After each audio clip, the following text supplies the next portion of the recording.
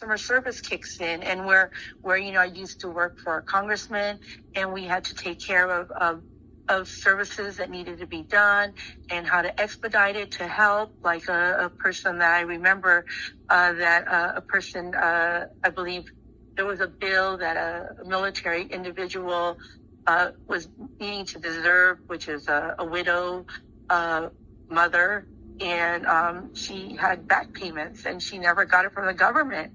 And it's been how many, 10 years back down the line, and that's a lot of money that could have been utilized for her family, being a single parent at that point in time.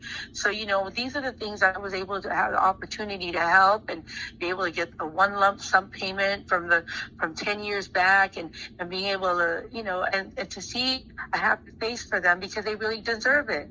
And, and it's not because the person may not be able to not know how to do it, but they may not have the resource to be able to go forward to make it happen. So being in that particular area, especially in anything, I'm like an OJT type person, on the job training type person. I'm also a learning person that can actually do it based on experience. These are the things I like to react on, and because of the fact that I can be put on a spot within seconds, working in a hospital, working at different hospitals. I think the only hospital I may not have worked in was probably Kaiser Hospital in San Diego County, and going in there and working for an agency that, and being the only person there that's working in the pharmacy, and you have to deal with people that have a heart attack, a stroke, somebody that was a patient that had poison in their body, anything you could think of that could be a disaster. I could be the sole person there in the hospital, maybe two people at the most, and we would have to react right away. And, with, again, OJT plays a key role on the job training, meaning that, you just have to react right away based on your skills and your preparation level of what you've learned from all the different areas that you went with, so that you can act in a better, suitable way to make sure you take care of the individual the best way you know how. But again, collaborative measure through a nonprofit organization is super important, because those things you learn from so many communities on how things need to be done. But again, it all stems towards listening to the residents, to the people that are out there that are experts, and also being able to read to make sure that everything is done correctly, and get a lot of expert advice. Thank you.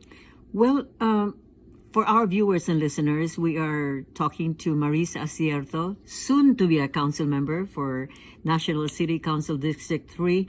Now, we've always known you to be a servant for the community. You've always served a day in, day out, 24 hours a day. I know you are a hard-working woman, really a leader for the community.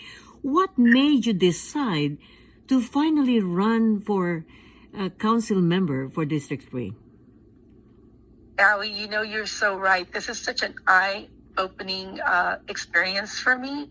I just want to share that with everyone, the audience. Being in this community and understanding what needs to be done, actually in the back burner, I work for free basically most times. I really don't get paid to do all the public service that I do. I try to do my best to try to help, and it was a calling.